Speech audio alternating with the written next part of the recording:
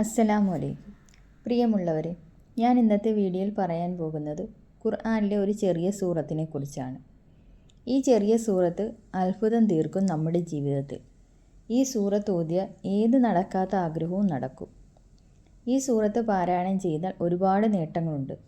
സുബഹി നമസ്കാരം കഴിഞ്ഞ് 40 വട്ടം ഓതുകയാണെങ്കിൽ ഏതൊരാഗ്രഹവും അവൻ്റെ നടക്കുന്നതാണ്. കടം കൊണ്ട് വലയുന്നവരും മക്കളുടെ വിദ്യാഭ്യാസത്തിനും മക്കളുടെ ദുസ്വഭാവത്തിനും ഭർത്താവിൻ്റെ ദുസ്വഭാവത്തിനും പ്രതിസന്ധികൾ വീട് വെക്കാൻ പറ്റാത്തത് ഏതാഗ്രഹവും അള്ളാഹു സാധിപ്പിച്ചു തരുന്നതാണ്.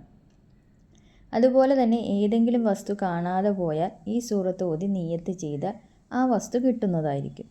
മറ്റൊരു നേട്ടമാണ് കുടുംബത്തിൽ ദാരിദ്ര്യം ഉണ്ടാകാതിരിക്കാനും കുടുംബത്തിൽ പട്ടിണി ഉണ്ടാകാതിരിക്കാനും കുടുംബത്തിൻ്റെ സമ്പത്തിലും വരുമാനത്തിലും ബർക്കത്ത് ലഭിക്കാനും ഈ സൂറത്ത് പതിവാക്കുക.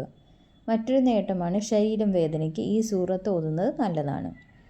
ഈ സൂറത്ത് പതിവാക്കുന്നവർക്ക് സിഹർ ഒരിക്കലും ബാധിക്കില്ല. എന്തെങ്കിലും നേടിയെടുക്കാനുണ്ടെങ്കിൽ ഈ സൂറത്ത് ഓതിയാൽ ആ കാര്യം നടക്കുന്നതാണ്. ഈ സൂറത്ത് പതിവാക്കുന്നവർക്ക് കണ്ണീർ ഏൽക്കുകയില്ല.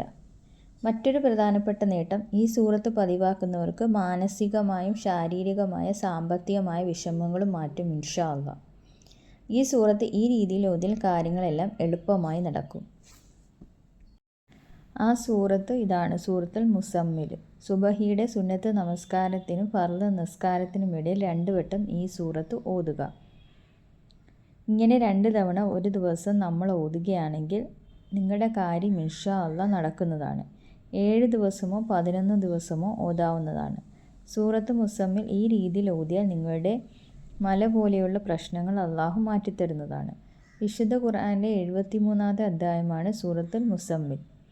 പ്രവാചകൻ മുഹമ്മദ് നബി സല്ലല്ലാഹു അലൈഹി വസല്ലം ആത്മീയ വളർച്ചയ്ക്ക് ഈ സൂറത്തിന് വലിയ പ്രാധാന്യം നൽകിയിട്ടുണ്ട്.